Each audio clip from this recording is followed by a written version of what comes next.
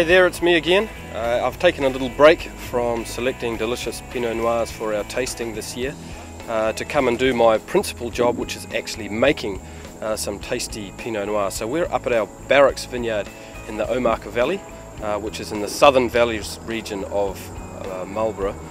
This is where we grow a lot of our Pinot Noir. We get great intensity of flavour, great tannin ripeness, and it really is going to be the future for us in terms of Pinot Noir. So as you can see, it's a lovely sunny day, but the weather's starting to cool down. We had some very cold temperatures in the last few mornings, but we've come up to see the pickers do their work. And I'm up here with Jim White, who's our viticulturist. So how's the season been overall up here? Well, it's been pretty good actually. We've had, as you can see, there's some pretty green grass in the rows, which is a pretty uncommon sight for this time of year in this area. So we've had some good rainfall during the growing season, which has really kept the vines in good health. So yeah, we're ready to pick? We are ready to go. We've got the next 4 days scheduled in here. We've got about 60 pickers out here at the moment, and we'll hopefully pick around 100 and something odd tonne over the next 4 days. Okay, so here we are at the actual hand pick with a lot of our hand pickers actually picking our Pinot Noir. They come in gangs of about 70 or 80. That's in order to get all of the fruit off. You know, we've got a lot of fruit to pick and we want to pick it as fast as possible.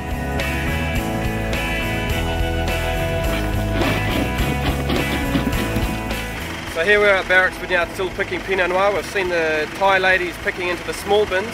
Those small bins get loaded into these big bins. So we're going to be following bin number 112. Okay, so the next step of the process is unloading the bins. We've seen bin 112 unloaded and weighed. Then we're going to take that down to the Pinot Noir processing area. We're going to put it through a hopper, a destemmer.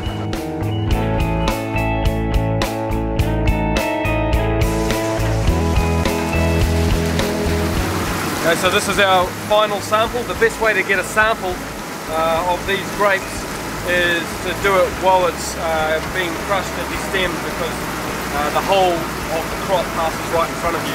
So we get a very homogeneous sample that goes to the lab where they test for sugar level, pH and total acidity. So this is the last of the Barracks vineyard that we picked this morning. This was picked at about 10 o'clock this morning.